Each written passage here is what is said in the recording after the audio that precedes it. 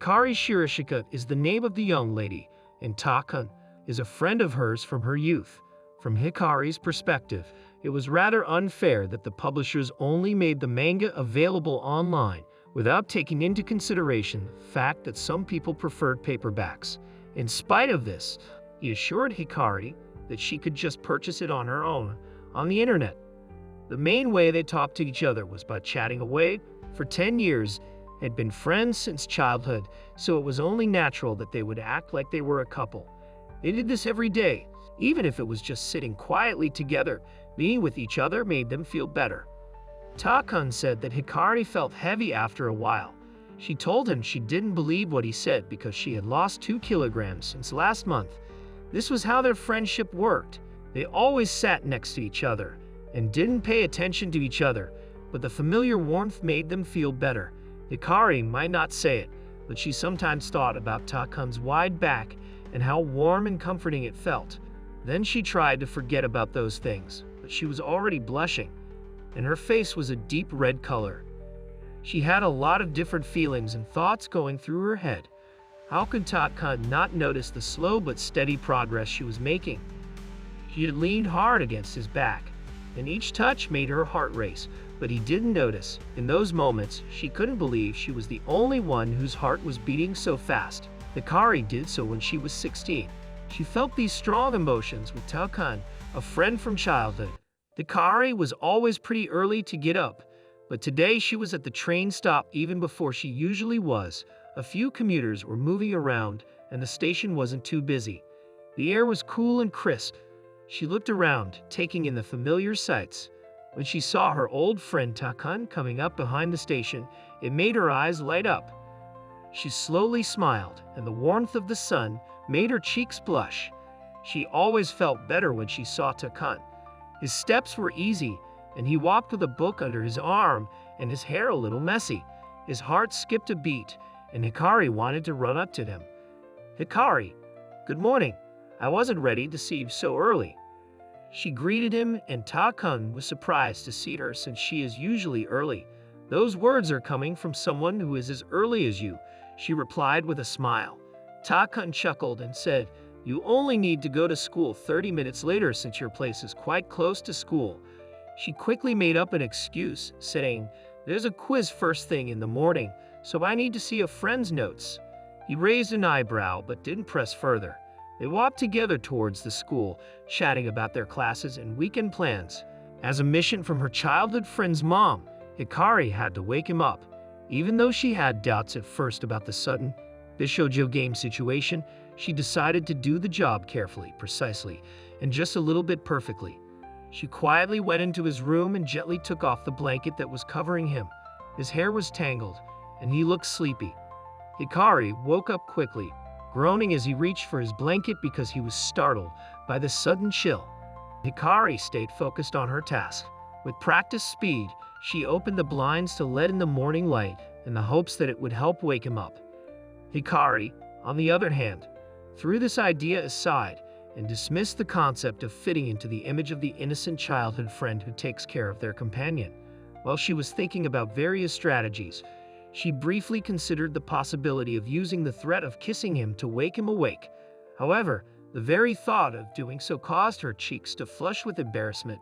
She swiftly gave up on the notion once she realized that it could potentially cast her in the role of the archetype of a childhood friend who was already dating, which was not something that she felt comfortable with.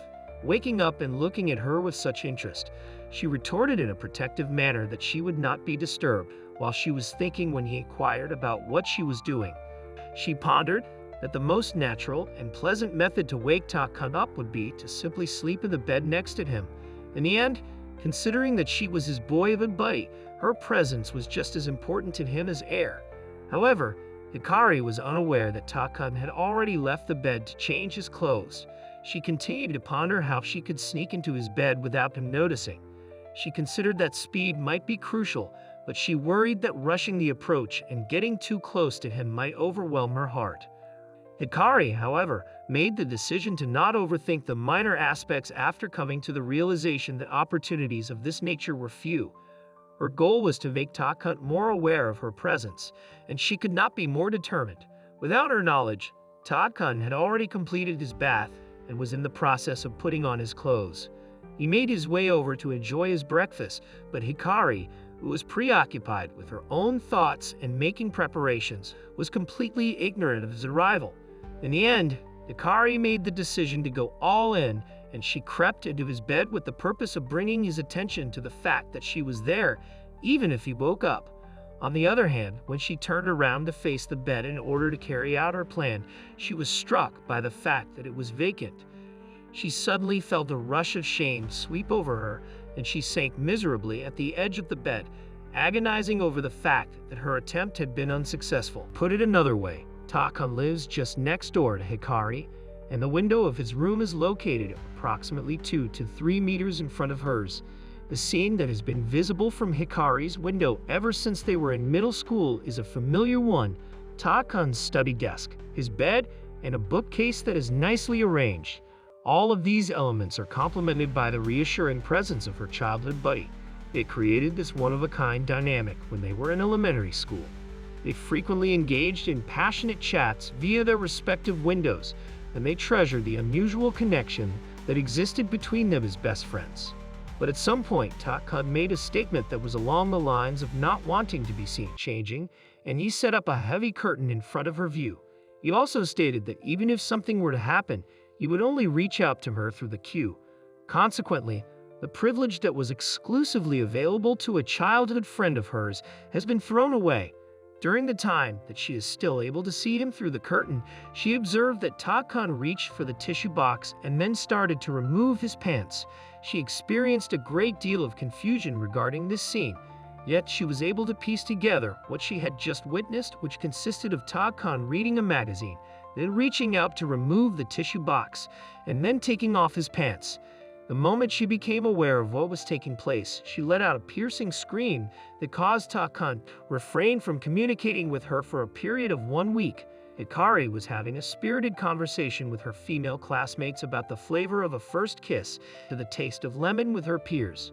When she presented her innovative perspective on the matter, during the conversation, one of them baited them by asking if they were talking about situations that were taken directly from old romance manga from their childhood.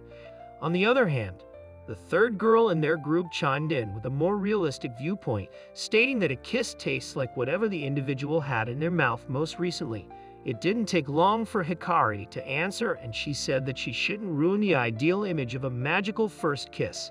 The talk continued with joking and laughter, with each female expressing her personal understanding of the situation from her own point of view.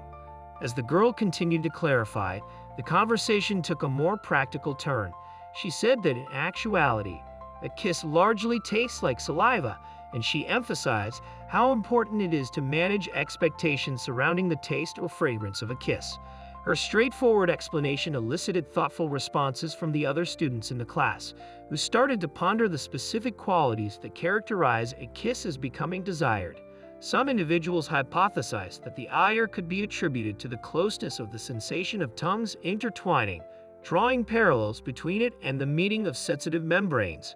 Towards the end of the conversation, the young lady closed with a reflective tone, implying that in order to properly comprehend activities such as kissing, it is frequently necessary to have direct experience. She provided Hikari with a subtle clue that questioning other people about how it felt would not accurately capture the core of the situation unless she too had experienced it on her own. Nevertheless, she wondered out loud that there might be methods for Hikari to acquire a more correct understanding of kissing, which resulted in an atmosphere that was both curious and reflective among the group. As soon as Hikari learned that there is a way to get a feel for it, she immediately inquired about what she ought to do. The girl asked her to follow her lead, and then she asked her to open her mouth, which she did. The girl then leaned in to put her tongue in, which caused Hikari to immediately realize what was going on and immediately stop what she was doing. Right then and there, she came dangerously close to having a girl from her class steal her very first kiss. 1 week had passed after the embarrassing incident, and Hikari had not received any communication from Ta-kun since then. In spite of the fact that she had no intention of going to his room, Ta-kun's mother had happened to run into her on her way back from school and made a comment about how she has been absent from their home as of late. A hasty justification was soon concocted by Hikari, citing her upcoming examinations and other obligations. She was advised to wait in Ta-kun's room as he would be returning in a short while, so she had no choice than to agree. She made her way into Ta-kun's room, but she found it uncomfortable, and on top of that, she could not help but stare at the bed, to which she wondered about what was Ta-kun was imagining when he was lying there. She recalled that he was reading, so she searched under the bed. On the other hand, the mere idea of it caused her to flush, and she pondered the question of what she would do with it in the first place, even if she were to discover it. On the other hand, it is not yet the right time for her to go on the emotional roller coaster that is associated with his fetishes. She looked everywhere in the room, including the trash bin, which was empty, and she found nothing. But then she came to the realization that if she continued to engage in all of these questionable actions, even if she had been his childhood friend, she would be kicked out of his room. She also realized that being kicked out of his room would possibly be the worst possible outcome, since he might eventually become repulsed by her. Almost immediately after that, she started having some intimidating thoughts about herself and Ta-kun, and she quickly tried to reprimand herself for having those emotions. While everything was going on, Ta-kun arrived at his house and was informed that Hikari was in his room. After this, they were able to find a way to make up for their differences. Hikari and Ta-kun were spending their typical time together in Ta-kun's room. During the time that they were making themselves comfortable in the warm environment, Ta-kun reached for what he believed to be his own tea. "Oh, I'm sorry, Hikari." He hastily apologized as he put the tea down on the table, gave him a gentle smile, and reassured him, saying, "It's okay. Don't worry about it. Don't worry about me sharing." On the other hand, her heart was teeming with a variety of feelings on the inside. It is a little late to care about it now, but Ta-kun remarked that it was 10 years ago when she said that she had always sipped his juice when they were children. Since then, she continued to say that she had always done so. Hikari was aware of this as well as the fact that it now has a totally different connotation. Yet she chose to drink some of Ta-kun's milk tea because she believes that this is a once-in-a-thousand chance that she cannot afford to miss, and she justified her decision by stating that it would bring them back to a state of equality. However, the reason she did what she did was to learn about the true flavor of the first kiss. She recalled what her classmates had said about the flavor of a first kiss, and she was aware that there is a distinction between a direct kiss and an indirect kiss. Then, when she had finished drinking the milk tea, she remarked on how sweet it is. Ta-kun responded by adding that she was only saying so after she had finished drinking the entire thing. He then inquired about how long she intends to continue drinking the milk tea, which is considered to be the most detrimental to one's diet. In response, Ta-kun stated that he is still developing and that he requires as much energy as he can get his hands on. Nevertheless, the first kiss that Hikari receives in a roundabout way tastes like milk tea. As Hikari stood there fidgeting at the window, she could feel Ta-kun's look of anticipation directed towards her. In spite of the fact that they were normally able to talk about insignificant topics with ease, she realized that she was unable to speak. A daring mission had been entrusted to her by her friends, and it was to reveal her feelings to Ta-kun during the course of this weekend. They were of the opinion that it was time for her to make a leap forward, and they encouraged her to make a change that she was aware she required. Inwardly, Hikari mustered the bravery to inquire of Ta-kun whether he would be interested in going out this weekend. Nevertheless, the words stayed confined within her thoughts indefinitely. She fought with herself, trying to get her mouth to move, but her tongue could not move because it was heavy with uncertainty. She was unable to comprehend why her words were stuttering at this very moment. Ta-kun shut his window after assuring Hikari that he was sorry for the inconvenience of having to take a shower, per his mother's request, and wishing her a good night. Shortly after that, he was supposed to get a text message from Hikari, in which she stated that she had something significant to convey to him. It came as a surprise to Ta-kun when she suddenly spoke with him, so he called out to her from his room and encouraged her to proceed with the sharing, that he did not need to rush her about what she wanted to say. A text message was sent back by Ta-kun, who was interested and possibly a little bit impatient. He mentioned that he had been waiting for some time and that she had not yet responded.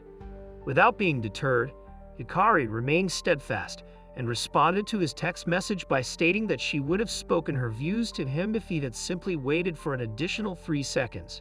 Hikari finally got up the nerve to ask Ta-kun out on a date after 30 minutes of back and forth texting between the two of them. The exchange lasted for a while, with both of them trading texts back and forth. As she anxiously waited for his reaction, her nervousness caused her heart to race with eagerness. During a recollection of their youth, Hikari discovered Ta-kun crying and inquired about the things that had caused him to be so terrified. Despite the fact that she was perplexed, Hikari was eager to soothe him. She reasoned that in movies, if characters venture into a forest, it is almost a given that monsters will appear. Despite the fact that Ta-kun was still obviously shaken, he admitted that he had never before watched a horror movie, which made the experience much more horrifying for him. It was during this time that Hikari found herself reminiscing about the past and thinking about how Ta-kun had always been to her like a younger brother, particularly up to the time when they graduated from middle school. Not until approximately a year ago did she start to observe him differently. Hikari couldn't help but laugh at her previous perspectives on romantic relationships as she reflected on her past experiences. She recalled how, when she was a child, whenever love sequences happened in films, dramas, comics, or anime, she would sarcastically say to herself, "Here it comes," anticipating the cliches and predictable situations that would occur. The thought that she would fall in love with someone like Ta-kun, and that was the reason why she never understood its attractiveness, and she has never experienced the heart-fluttering sensations from those images. She has never had the opportunity to experience them. The fact of the matter was she had just developed feelings for a boy, but she was unable to comprehend the reasons behind her feelings for such a man. On the other hand, she will be going out on a date for the very first time in her life with the guy that she has feelings for. While they were on public transportation on the day of their excursion, Ta-kun asked Hikari in a casual manner if they might get something to eat before going to the amusement park. Instead of responding, Hikari simply looked at him without providing any kind of response. This was going on, she spoke with her pals through their chat group by sending a message in which she mentioned Ta-kun's desire for lunch because he had not eaten breakfast and was feeling hungry, that they were going on a date. In an effort to clarify her position, Hikari quickly informed her friends that she had never specifically referred to the occasion as a date, rather led them to question aloud whether this indicated that her chances of getting along with Ta-kun were low or whether there was more promise hiding beneath the surface. Aya provided Hikari with the recommendation that she should go to a restaurant that is frequented by her family and asked Ta-kun out on a date. Hikari, on the other hand, did not give up so quickly and urged Aya to keep working hard and not give up hope in her efforts. Following the conclusion of their activities at the amusement park, Hikari confidently discussed her scheme with Aya, adding that she intended to put it into action after they had completed their activities. For the purpose of demonstrating her idea, Hikari yelled a picture of a bento box that she had meticulously prepared to her friends. With the intention of presenting it to Ta-kun, who was experiencing feelings of hunger, she revealed that she had gotten up as early as 5 in the morning in order to cook it, in consideration for him, while they were spending time together. Considering that it was only their first date, they believed that it was excessive given the circumstances. After hearing their comments, Hikari had feelings of discouragement. However, she quickly recovered. She brushed it off as nothing and recommended that they go to a restaurant that caters to families, anxious to get past the awkward moment and enjoy their time together. Eventually, they arrived at the amusement park, where Ta-kun inquired of Hikari whether she had any particular locations in mind or which ride they ought to go on first. She rapidly contacted her friends on her phone and sought for their advice in the hopes of gaining the confidence she needed to carry out her planned confession. As a result of her inability to make a decision and the realization that the conversation was not assisting her, she made the decision to turn off her phone. The idea of starting with the roller coaster, following an exhilarating trip on the roller coaster, they proceeded to the merry-go-round section, where they enjoyed a more laid-back pace of activities. She stated that she had initially believed that it would not be able to compete with Fukyu Park.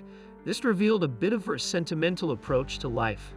As they became aware of the setting sun in the western sky, it served as a subtle reminder of the passing time that had passed. It was as if the hours that had been like a dream had passed in the blink of an eye. Hikari, who had already made up her mind, was aware that the ideal conclusion would be on the Ferris wheel, with its carts lighted by the setting sun. This would be an appropriate setting for her final goal, which was to confess.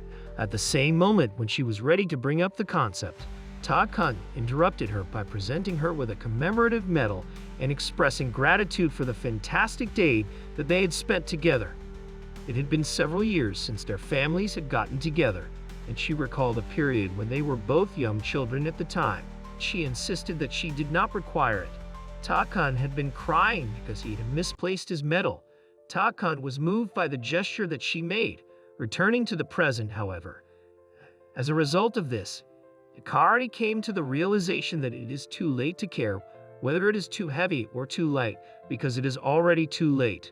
Therefore, she made the decision to tell him about the bento that she had prepared, which resulted in Ta-kun reprimanding her for bringing up such an important matter at the very beginning.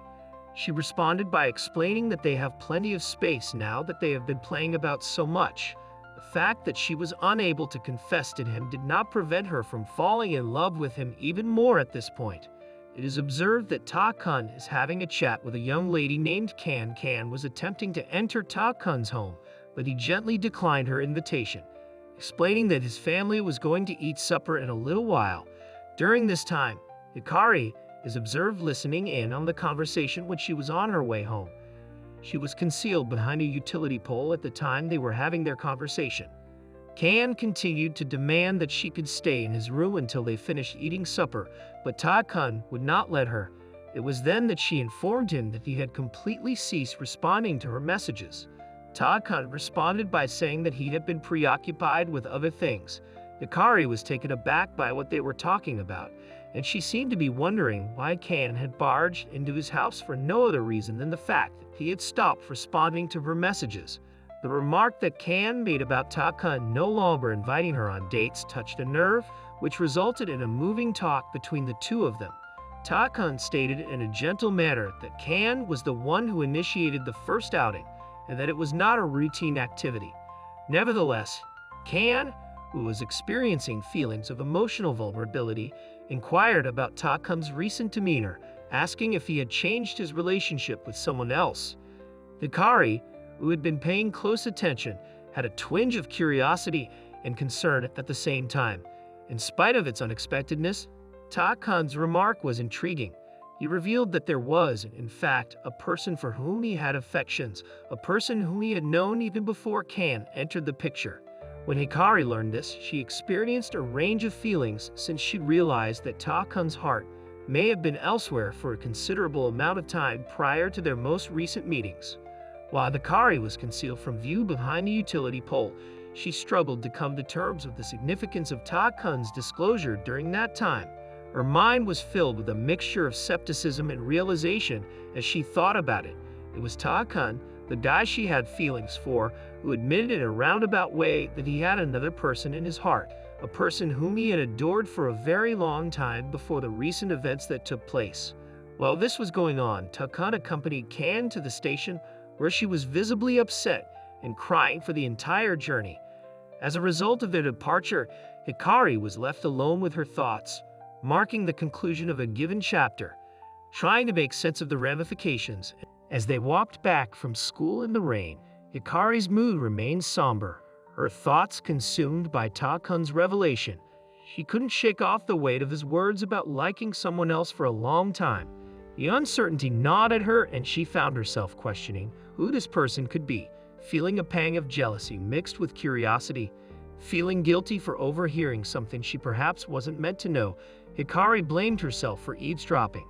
Ta-kun, ever observant, approached her with an umbrella, noticing she had forgotten hers despite the rain. His gesture was kind, yet Hikari, lost in her thoughts, didn't initially respond warmly. She didn't want to confront him about what she'd heard, unsure if she was ready to discuss it or even acknowledge it. Ta-kun gently insisted that they share the umbrella, reasoning that since they were heading home together, she didn't need to buy a new one from the convenience store. Hikari, trying to maintain distance emotionally, suggested he should worry about himself getting wet and that she could wait for the rain to subside. As Takun became aware of Hikari's peculiar demeanor, he approached her and questioned her in a gentle manner about what had occurred at school. Regardless of how well-intentioned his worry was, it managed to touch a nerve with Hikari. She reacted sharply that he had never shown any interest in her school experiences in the past, despite the fact that she was experiencing a mixture of hurt and irritation within her. He had always tried to share something with him, but he always appeared disinterested in what she had to say. He ignored her without giving her the attention that she so desperately needed. Takun was able to pick up on the fact that she was on edge, and her feelings were raw and apparent. Hikari made an attempt to leave, despite the fact that she insisted that he be absent for the duration of the day. Despite this, Takun, who was unwilling to abandon her to her own ways, managed to track her down.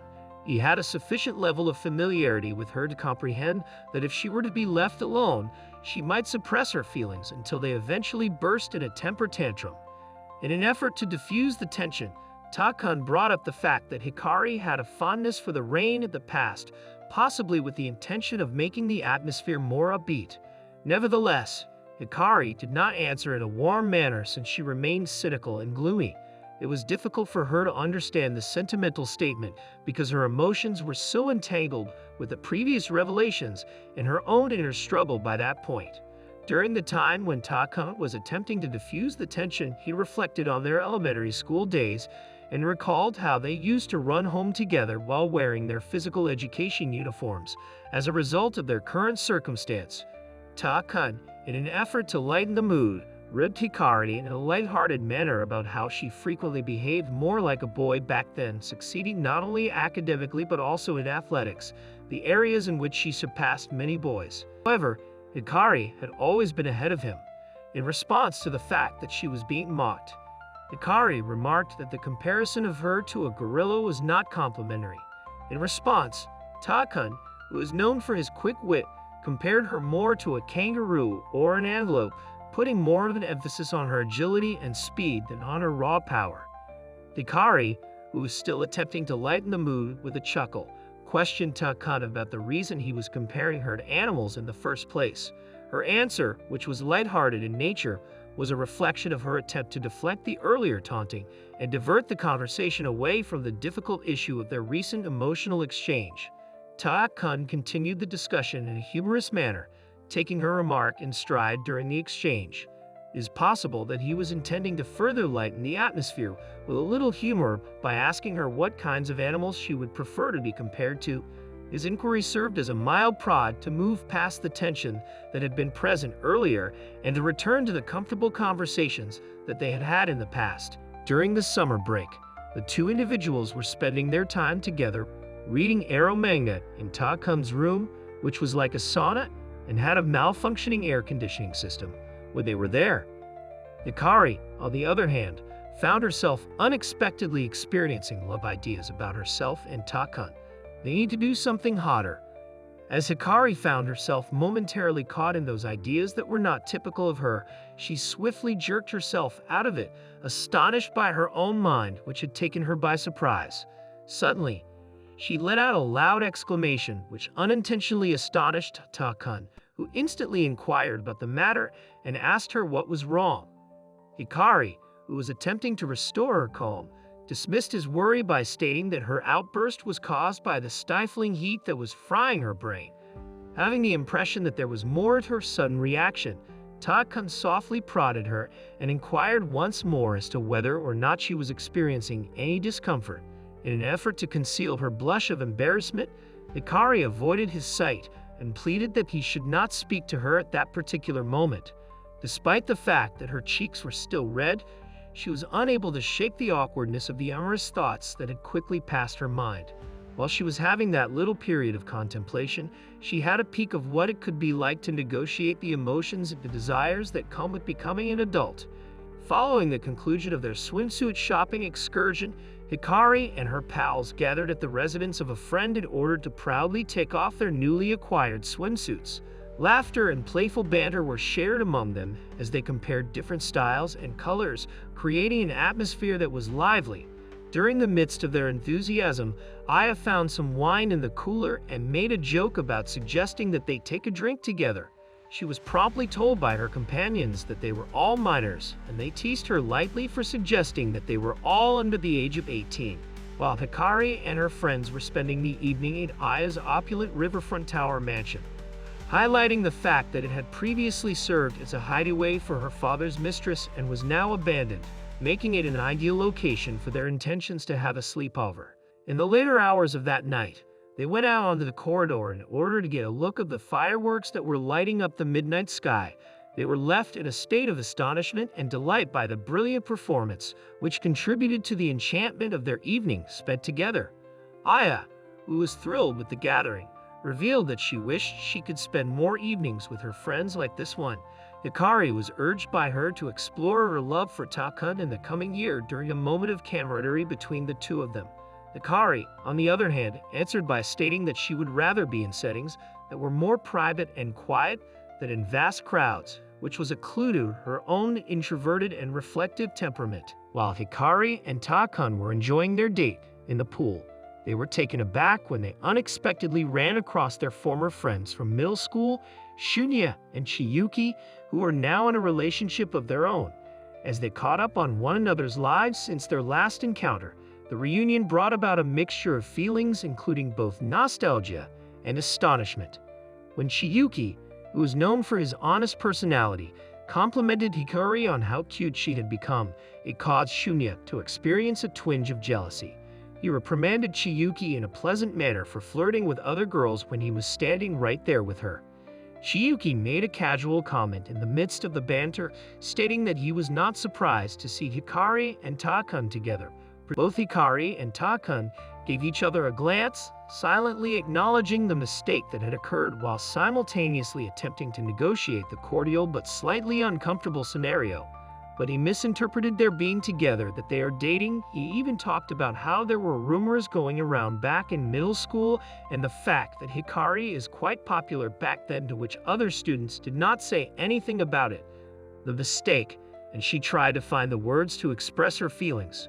As she observed Takun's forced smile, which appeared to be out of place, despite this, she was unable to escape the anxiety that was brought on by the misunderstanding and his seeming indifference to the situation. Chiyuki's supposition that Takun chose their high school because of his emotions for Hikari was a surprise to Hikari. Chiyuki's assertion was taken by surprise. With regard to Takun's academic goals, she had been under the impression that the school that they attended was the most suitable option for him up until this point. Due to the fact that she had never before encountered any evidence that suggested differently, the revelation left her feeling both startled and perplexed. She cast a quick glance in Takun's direction, looking for some indication or confirmation in his facial expression. Despite the fact that his normally calm demeanor appeared to remain unaffected, she was unable to shake the feeling that there might be more to his decision than she had previously suspected. She had a range of feelings as a result of it, including curiosity, uncertainty, and a tiny flutter of something that she didn't quite want to describe. Hikari was shocked when Takun told her at the fair that he had failed the test to get into the high school they had talked about. When he told her that his grades weren't good enough to get in, she didn't understand. There was something about his choice to go to the same school as her that made her wonder why. While she was waiting for him to explain, Hikari hoped for a different answer, one that would fit with how she was feeling. However, Takun's answer caught her off guard. He said he had been trying to catch up to her the whole time. He admitted that no matter how hard he tried, he had never been able to beat her at anything, whether it was schoolwork or something else. As Takun continued to talk to Hikari during the fair, he told her that he felt bad about himself in school, sports, and social situations. He admitted that seeing how happy she was all the time and how much attention she got made him want to catch up to her. Hikari felt moved by his honest admission, which made her realize how much he admired her and how hard he had been working to match her successes. Takun's willingness to share his insecurities showed Hikari a new side of their relationship that went beyond their bond as kids. As Hikari went through the process of processing Takun's statement regarding his feelings of admiration and inferiority towards her, she went from being shocked to experiencing a range of emotions. she came to the realization that he had been harboring these emotions for a considerable amount of time, discovered that she was falling in love with him. Hikari accepted the fact that she was in love with her childhood friend, despite the fact that the timing seemed to be a little bit late. After they had finished their passionate chat, Ta-kun made a suggestion that they go on a food spree together, which helped to lighten the mood. Despite the fact that they engaged in light-hearted banter, Hikari harbored a profound affection for him.